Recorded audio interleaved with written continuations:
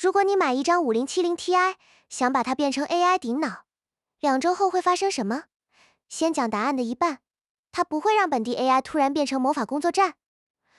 你不会因为多了一张卡，就直接告别云端，告别 Codex，告别等待。但另一半也很重要，以前很多只能看别人玩的东西，现在你可以自己测。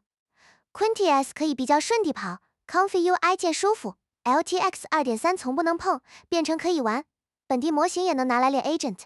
这张卡最有价值的地方，不是一步到位的生产力，而是它把你推进了可练习的范围。第一个真正有感的地方是 Quintiles。以前做 Lettered 的扔音常常要切很短，像30秒感觉的段落，一段一段升，然后等。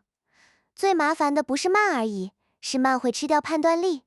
你等到最后只想赶快交出去，没力气再修影片。换到5070 Ti 之后 ，Quintiles 键的比较能进正式节奏，不是说完全不用等，而是你可以坐在电脑前等完，然后把省下来的精神拿去看字幕、看画面、看节奏。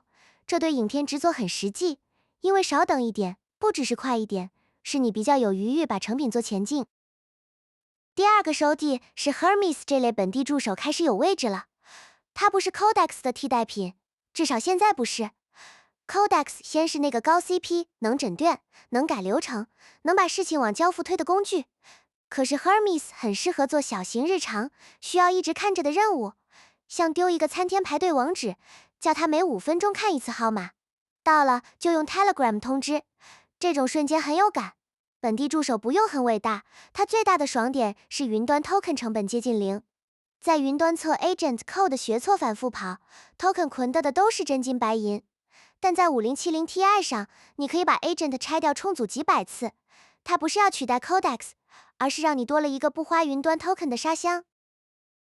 视觉生成这边分2层看。Comfy UI 在5070 Ti 上是舒服很多的，你可以真的开 Workflow 调节点跑图片，而且不是每一步都像在等电脑求救。可是影片生成要冷静 ，LTX 2.3的进步是从不能跑变成可以玩。简单的挥手晃动物件小幅移动，有时候能出东西，但一旦你要强场景变化、角色一致、画面稳定，它就很容易露出玩具感。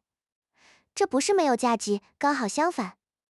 能玩代表你可以练 prompt、练 QA、练流程。但如果你的目标是拿来稳定生正式 AI 影片，5070 Ti 不是那个一枪解决的答案。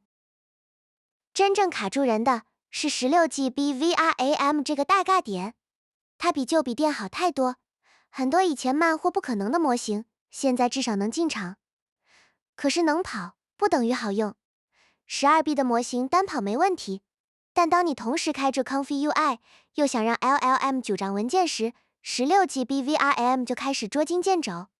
你要大模型的智商，上下文就得缩水；你要它安静长跑，不要一出到系统 RAM 慢成投影片，就得在量化参数上妥协。Qwen 27B Turbo Quant 很娟明，但在这台 16GB 配置上 ，Context 会被极小。Gemma SA 12B 从 Q8 系到 Q6 再到 Q4， 追的也不是纸面漂亮，而是整台机器能不能稳定扛住。这里没有年月午餐，每一步都是取舍。所以5070 Ti 是玩具还是生产力？我会说它是值得入手的 AI 玩具机，而且这个玩具不是粉艺。对有经验的人来说，它可以拿来练 Agent、RAG、工具呼叫、Comfy UI， 它会让你从看规格变成真的动手测。可是如果你要的是稳定生产，尤其是 AI 影片或严粗本地大模型工作，那答案可能要往5090等级的本地机或云端 API 看。5070 Ti 最适合的位置是让你把手弄先，把流程练熟，把哪些地方真的卡住看清楚。它不是终点，但它是一个很实在的入口。